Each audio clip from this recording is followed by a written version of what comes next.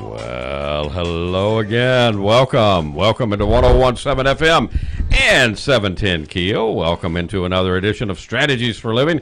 I'm marriage and family therapist David McMillan. He thought he was going to get to do it again. I know, I was running. 2 days in a row is too much to hope for. And you disappointed him. PLPC, Carla McCormick. How you doing, girl? I'm doing great. Happy Tuesday. Happy Tuesday to you, and a disappointed Rapid Ruben Wright. Seconds away from 2 days. Seconds away from 2 days in a row.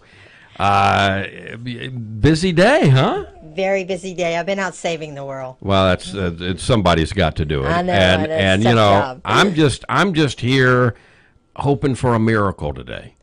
Ooh. Yeah. I bet we can have a course in those miracles. I bet we can. Our friend, our colleague, we could almost call him a co-host because he shows up so often. Gary Tiemann is in the house today. I'm starting to get a work crush on Gary. Are you? Yeah, it happens. It happens. So we're gonna talk about you know, we've spent several programs talking about A Course in Miracles, and one of the unique things about A Course in Miracles is there are a couple of supplements that were extensions, if you will, and one of which is entitled Psychotherapy, Purpose, Practice, Process, and Practice. And we'll talk about that today. Great. Should be interesting. I think that's something I'd like to know a little bit more about. We'll roll our sleeves up and bring Gary Tiemann on, and we know he is a great life strategist. Folks, thank you for tuning in to Strategies for Living. We're brought to you by CADA, the Council on Alcoholism and Drug Abuse of Northwest Louisiana. Been helping individuals and families now for 60 years. We're also brought to you by Jerry Anderson, State Farm Insurance, by Learning RX, by Highland Place Rehab and Nursing Center, by Jacob's Well, Inspirational Books and Gifts, and by Resilient House. Back in a moment, A Course in Miracles, Psychotherapy, Purpose, Process, and Practice with Gary Tiemann today on Strategies. Stay with us.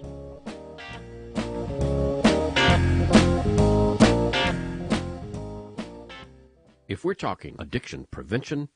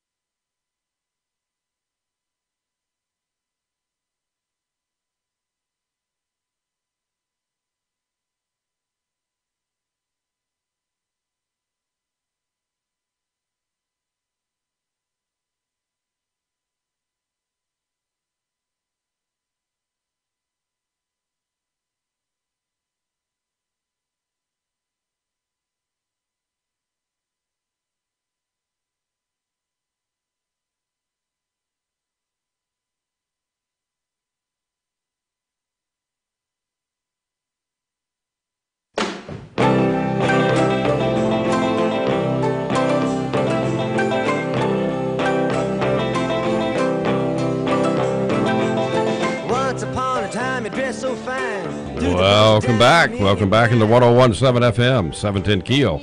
Welcome back into Strategies for Living. Marriage and family therapist David McMillan and PLPC Carla McCormick. Let's welcome to the program now Gary Tiemann, who is a licensed clinical social worker. He received his MSW from Louisiana State University in 1987. Started his social work career as an intern on the mental health team at Louisiana State Penitentiary at Angola. Finally talked them into letting him out. And went on to practice at various mental health hospitals and agencies as a case manager, staff therapist, program administrator, and clinical director. I think you were clinical director of Charter Forest when you and I first laid eyes on each other 120 years ago. Yeah, that was a long time ago. And Yeah. I don't know what it means that two of the hospitals I worked at are now closed, but We won't talk I'll try about not that. to take that personally, yeah. Gary's been in private practice here in Shreveport for over 25 years now, author of a wonderful book. We have spent some time talking about it. It's called Miraculous Psychotherapy, Achieving Your Ultimate Happiness with A Course in Miracles. Mr. Gary Tiemann. Mr. Tiemann, welcome back. Thank you. Thank you so much for letting me come and talk about all these interesting, weird things that I like to get into. You know, I was thinking about A Course in Miracles earlier today. And have you tried to digest it yet? No, I did once a few years ago, and I wasn't ready yet. Well, yeah. And how many times do you hear that? That's That's my our experience. story. Yeah. And in fact, it was this pamphlet on psychotherapy that was kind of the thing that got me back into it. Really? Yes. Like you, I know we share the same story about we bought the course, we were drawn to it. Jumped out at me at Keep Coming Back bookstore. I mean, literally for you. Literally jumped out at me. And I miss Keep Coming Back. Oh, amen. And Amen. but I picked it up, and it was interesting, Gary. I was thinking earlier today that when I remember several of the editions were wrapped up, but Rachel had one that you could flip through. And so I didn't unwrap it, Rachel, if you're listening. But I remember holding it in my hand and flipping through it and saying, it's just the sense. I know I'm holding something of great significance. I knew that when you told me about it, and I went out and bought it, and I was so diligent, and I sat there and I tried to read it, and I tried to read it again, and I think now maybe I need to revisit because of Gary being here and me learning more about it, but I just wasn't ready. I think it's just one of those things. I actually, to clients who I share it with, I actually recommend two books even before, and to kind of get ready for A Course in Miracles. And one of the books I recommend is Gary's. Right. Thank you. Miraculous Psychotherapy. I also recommend a book by John Mundy. Oh, yeah. Living A Course in Miracles, which is a very, very good overview, foundation. And I really think I was excited. I took my first copy home. I think you and I, you've mentioned, share a similar story.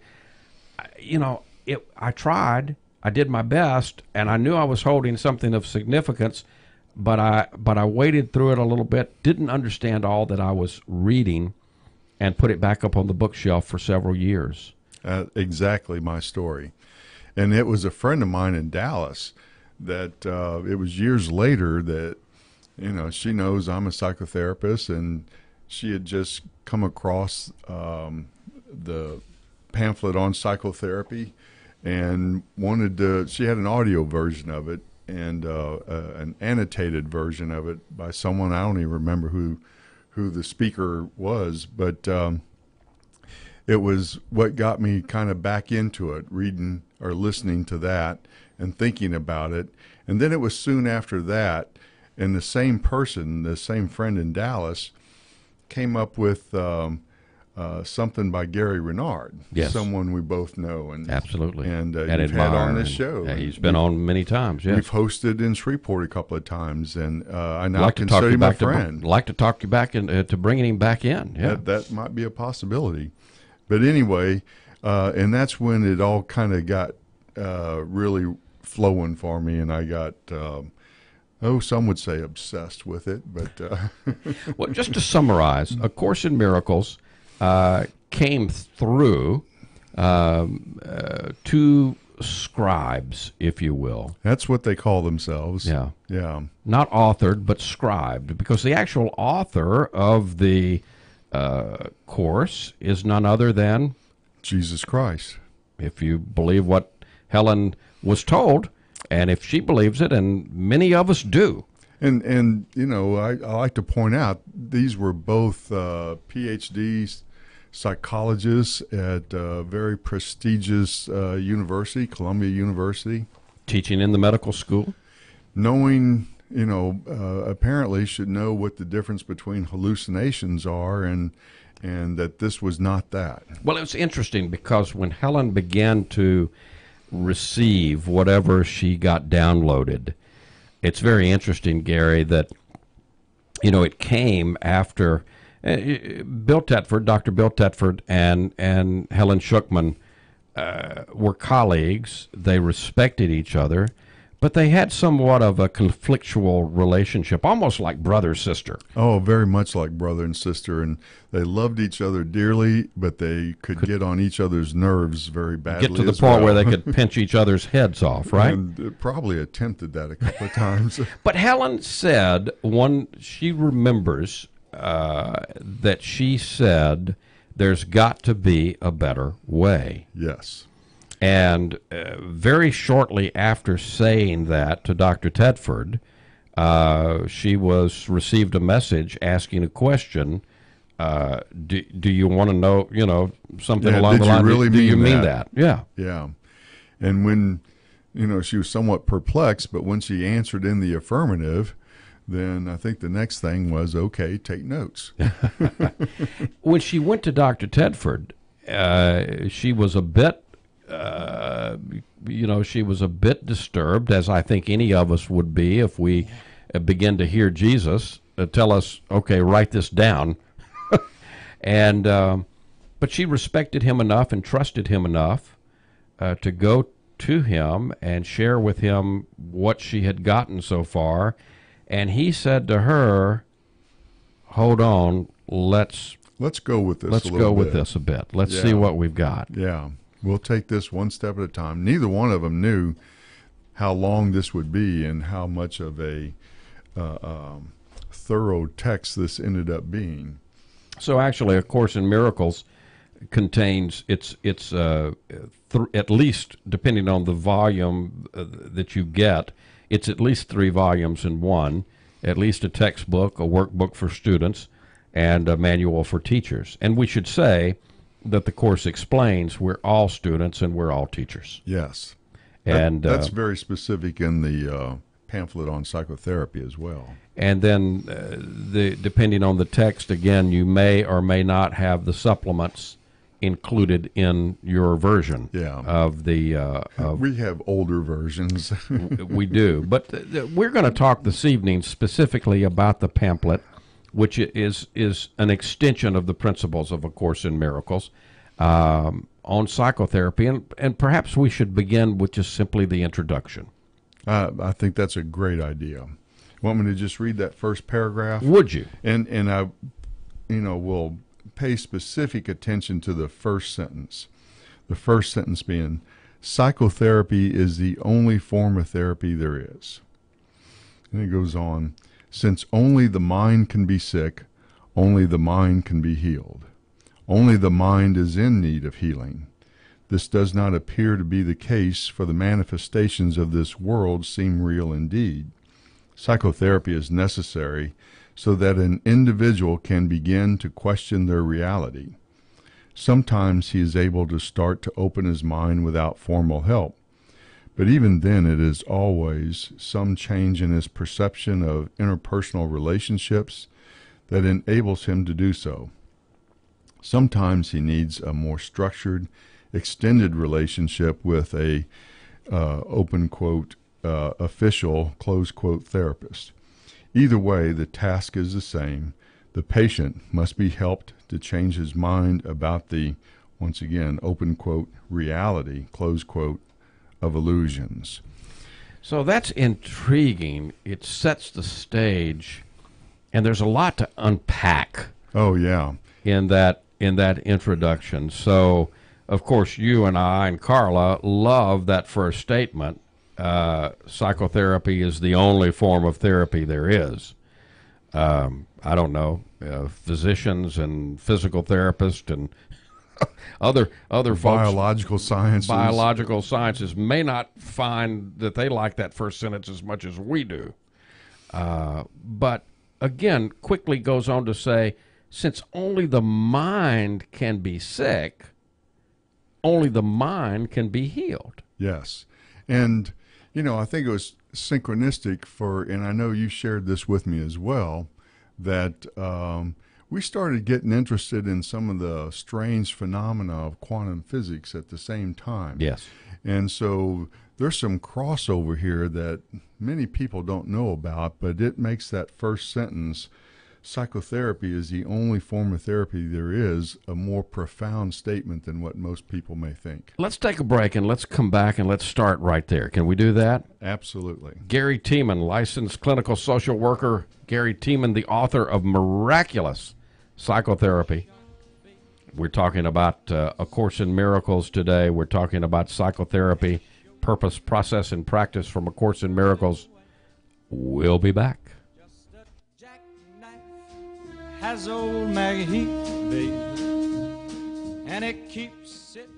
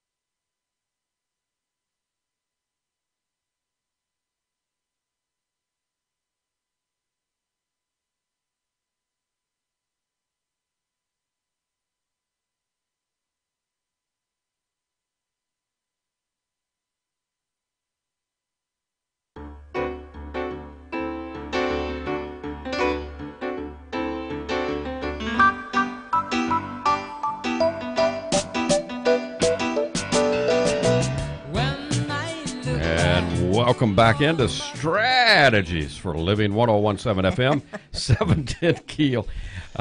PLPC, Carla McCord. What are you laughing at? Just your strategy. Marriage and family. I you'll appreciate this. I'll digress quickly, Gary, and tell you. I realized that Carla and I've been doing the daily program. Well, as you know, because you came on right away when we started back up daily in February. So we've been doing the daily program since February. So we've cranked out a lot of these. And I'm just kind of going over the subject matter that we've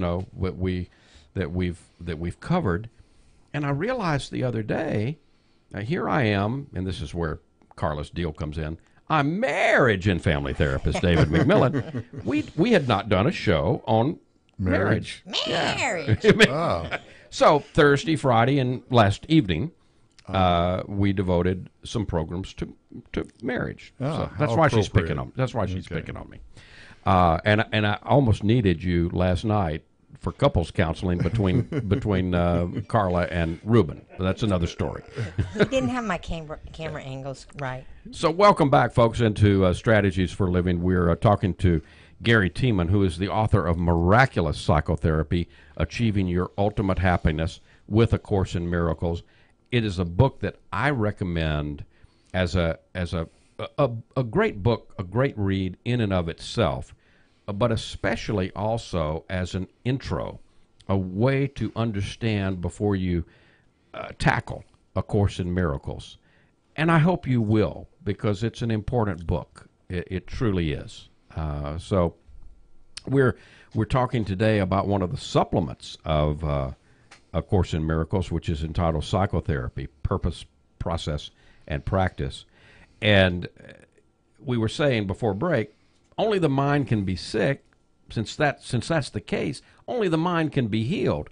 You were saying, I want to sit down and talk about Course in Miracles. We will any night, in Gary. Quantum physics, but we've talked before about we were both impressed, impacted maybe by that movie What the Bleep. Yes. That was my first introduction to that cornerstone of quantum physics called the double slit experiment. Yes, yes. And let's see, which one did Dr. Wolf present that in What the Bleep? Do you remember? Yeah, the UCLA professor. That's right. Yeah. And in fact, when I do my talks on this stuff, or sometimes with patients, I in fact had a client today. I pulled up that little animated video that he does about the double slit experiment. Can you kind of summarize that quickly for the audience that may not be familiar with what the double slit experiment is? I'll try. It's one of the things that the double slit experiment does, and this is a phenomenon that was recognized for a long time, for maybe 150 years now, about the dual nature of light particles. Sometimes light acts like matter, and sometimes light acts like waves of energy. Yeah. And so the double slit experiment demonstrated, and this has been around for a long time, and this affected Einstein and some of these other pioneers in quantum physics.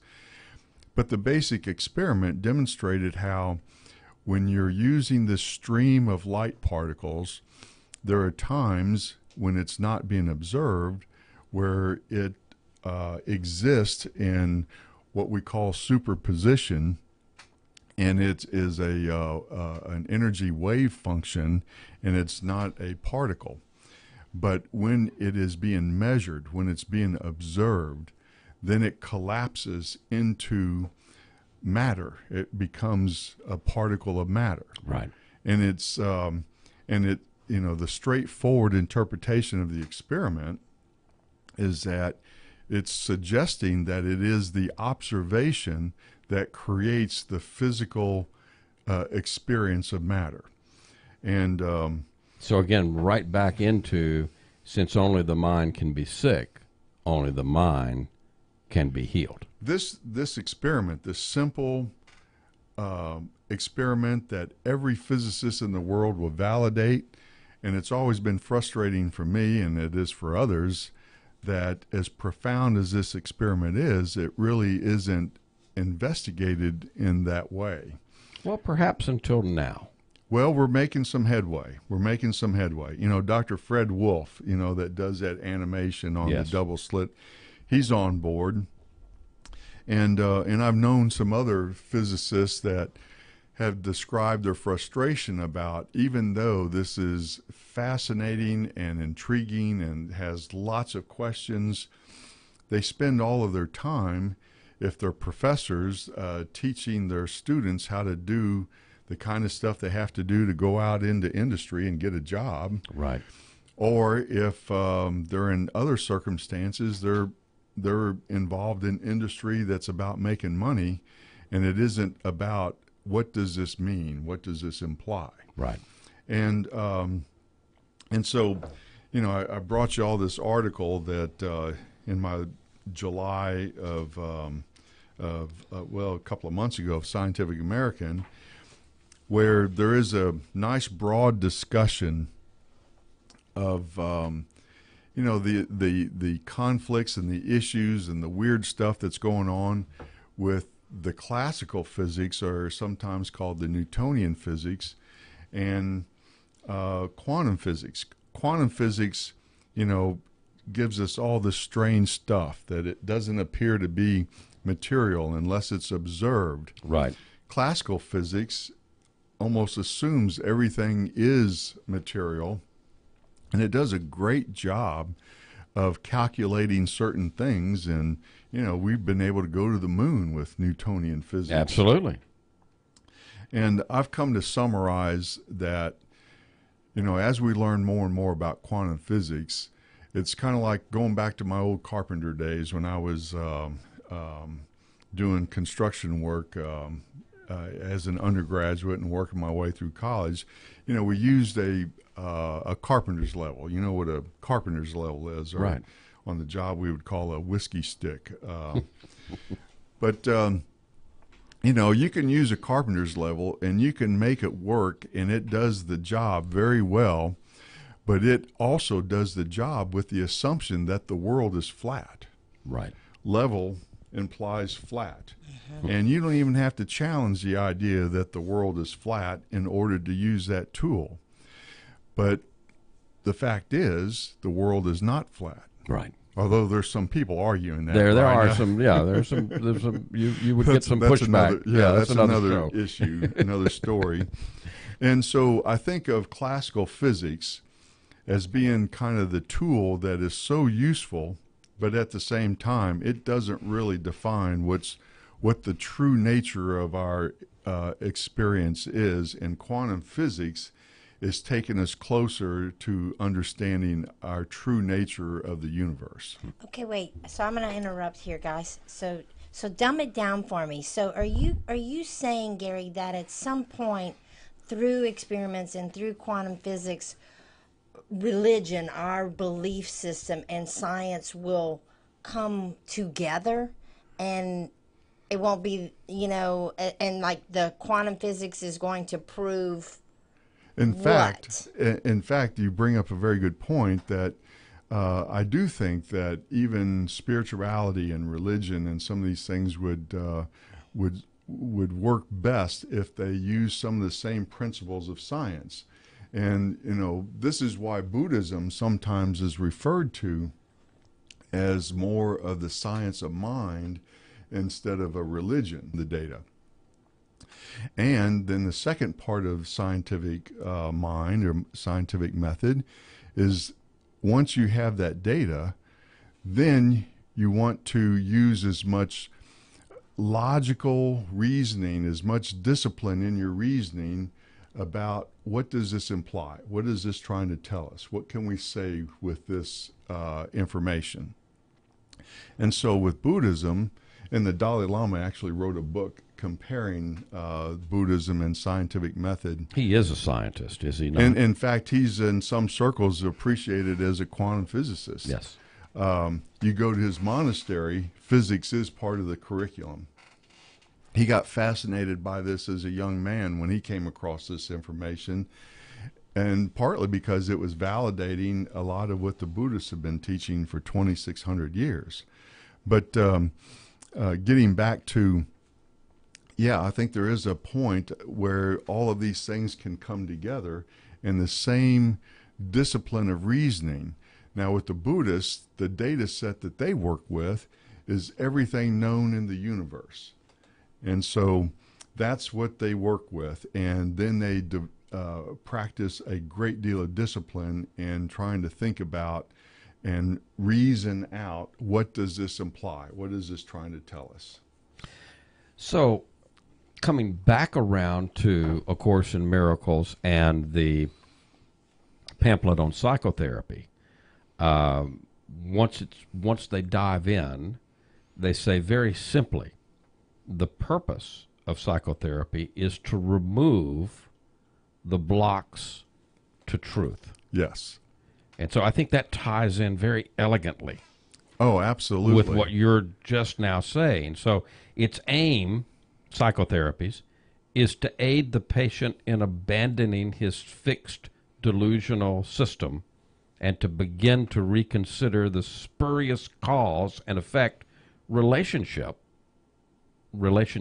on which that rests. In fact, the Buddhists simply summarize all suffering is in the mind, and when you learn how to think clearly, all suffering ends. Right. And they're not just speaking metaphorically, they literally mean that. And attempt to put that into practice. Yes. In their day-to-day life. And so learning how to think clearly, that's exactly one of our definitions of what psychotherapy is.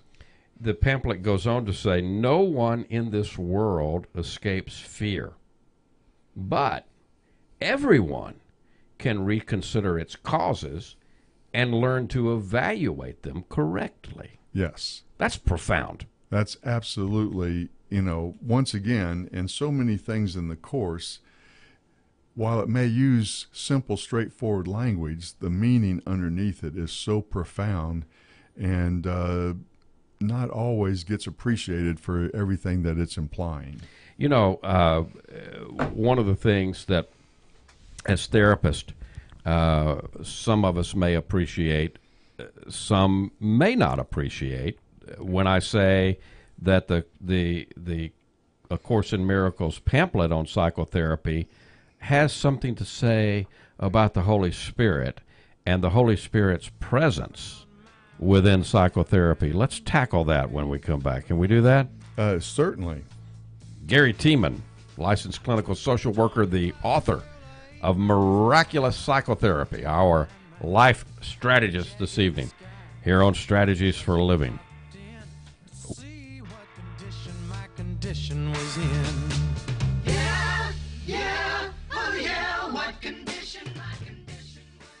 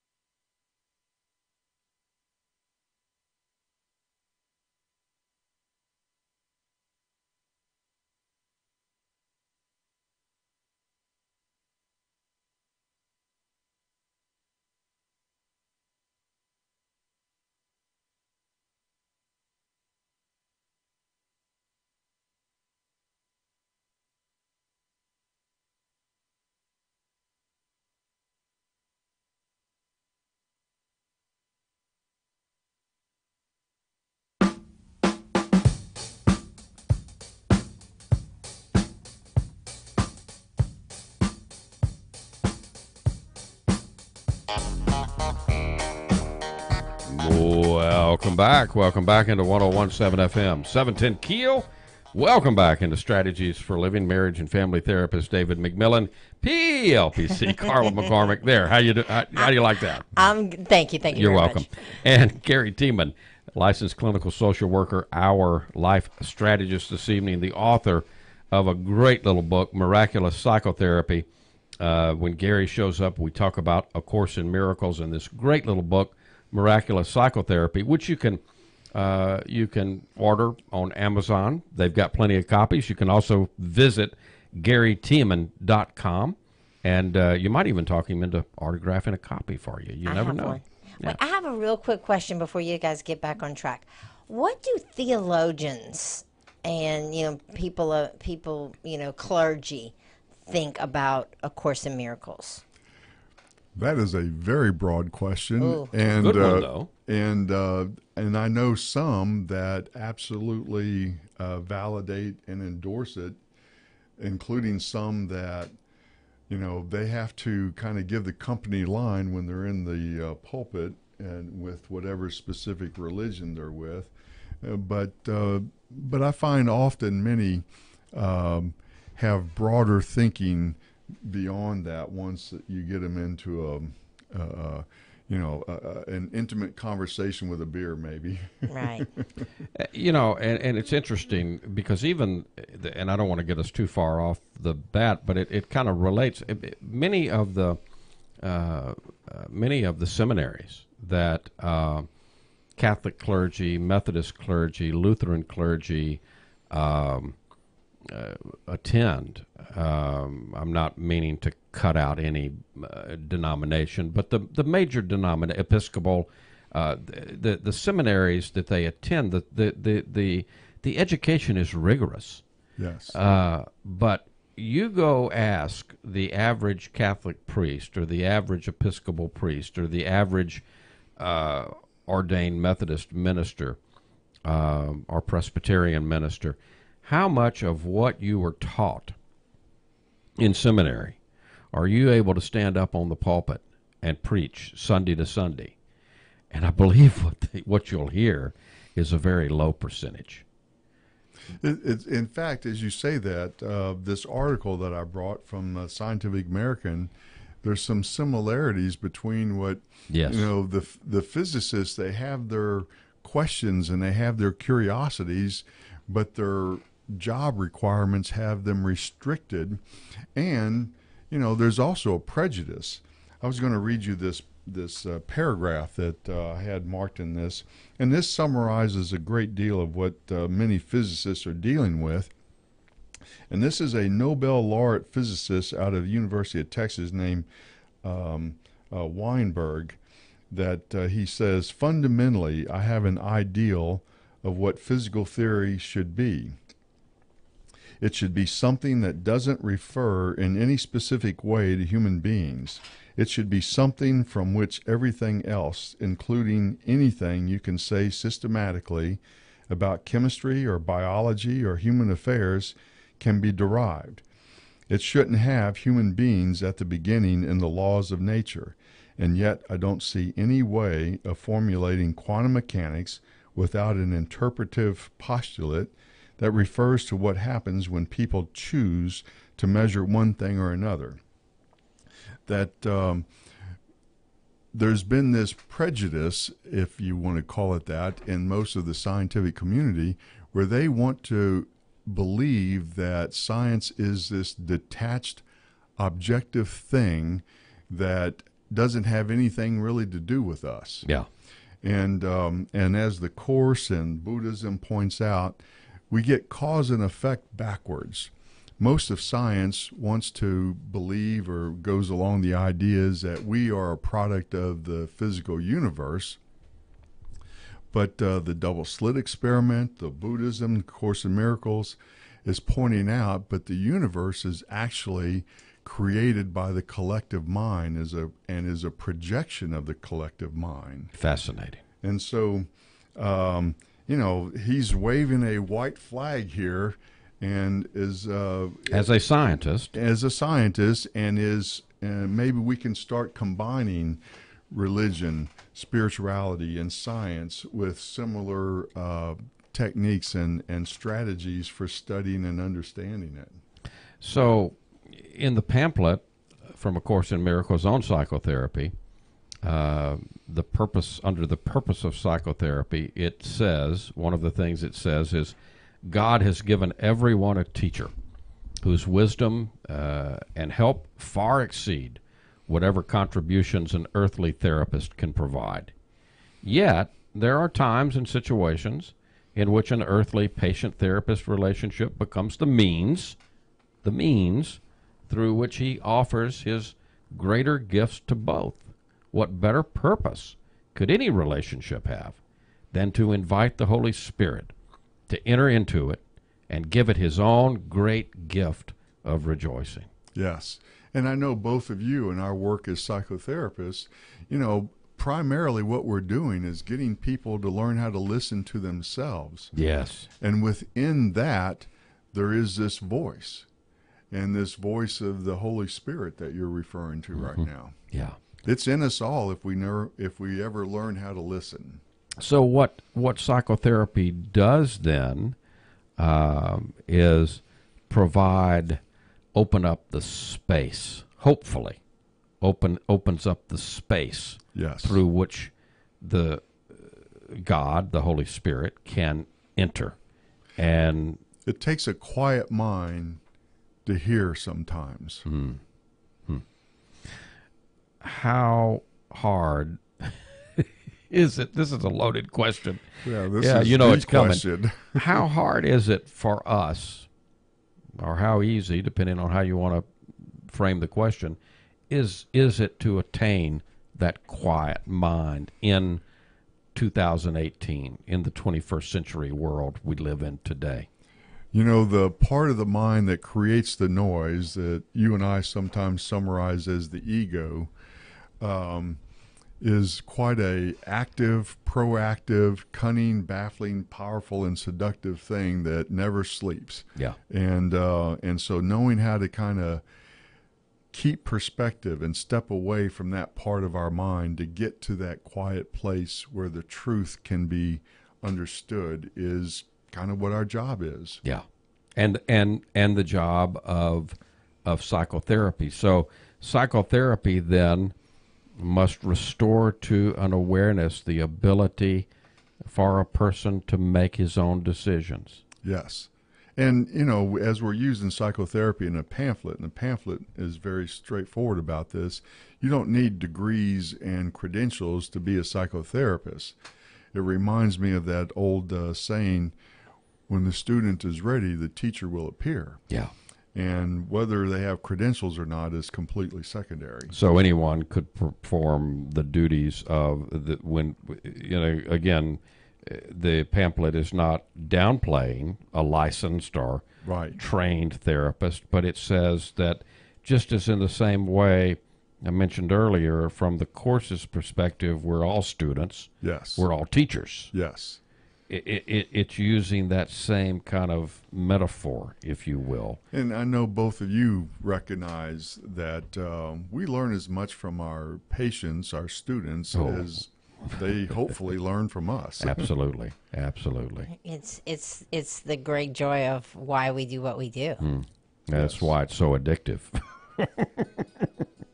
They pay me to do this? What do you mean? I'm getting paid for this? Yeah, don't let the secret out. Yeah. Talking to Gary Tiemann today on Strategies, author of Miraculous Psychotherapy, Achieving Your Ultimate Happiness with A Course in Miracles, available from wherever you buy books, especially Amazon.com. Be back to put the wraps on our time today with Gary Tiemann here on Strategies. Stay with us. And there's a 5 o'clock for me inside my clothes, thinking that the world looks fine.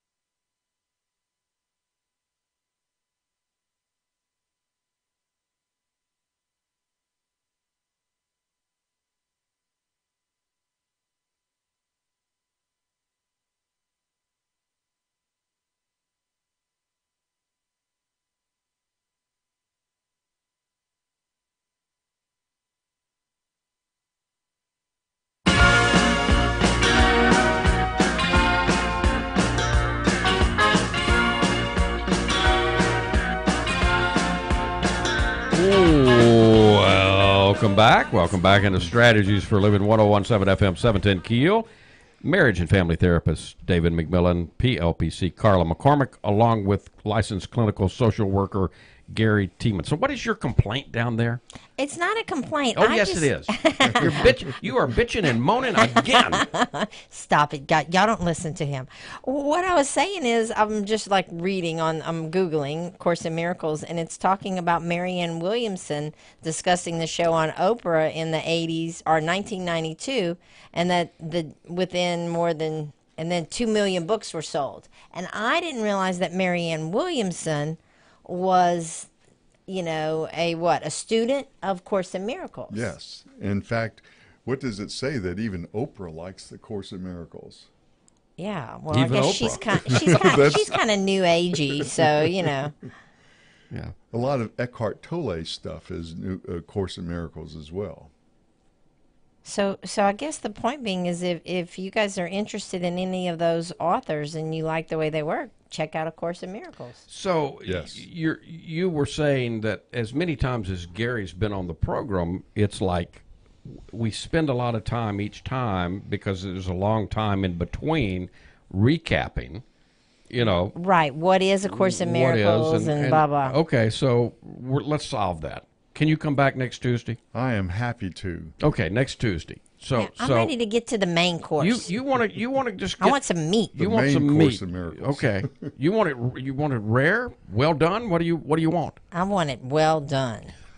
Okay. Careful what you pray for. I will say that. So, all right. So we'll come back and let's continue on with psychotherapy and A Course in Miracles. And I won't have to do the quantum physics stuff so much, and maybe we'll get past the first page on the psychotherapy pamphlet. Well, and we've actually gotten past the first page today. We've gotten the introduction and into the first page, but it sets the stage. And actually, the interesting thing for A Course in Miracles to me, Gary, is a lot of the material throughout the entire course is repeated in different ways over and over, and that is included in this pamphlet that we're talking about on psychotherapy. Absolutely, and every educator will tell you that redundancy is necessary in teaching. And Jesus even speaks to that in the course, does he not? Yes, yes. Saying the same thing in many different ways is kind of what it comes down to. Yeah. And we humans, with our again dualistic mind, need that repetition. So next Tuesday, it's a date. I'm here. Carla, you here? Yeah, because I want to talk about this. What the Christian critics say that We'll do it. it's heretical. Am I saying- Heretical. Heretical. Folks, thank you. You join us tomorrow night, and join us again next Tuesday night. We're brought to you by CADA, by Jerry Anderson State Farm, Learning RX, Highland Place Rehab and Nursing Center, Jacob's Well Inspirational Books and Gifts, and by Resilient House. If today were the last day of your life, you only had one more phone call to make, who would you call? What would you say? Why are you waiting? Make the call. For Gary Tiemann, for Carla McCormick, for Reuben Wright, I'm David McMillan. See you next time on Strategies for Living.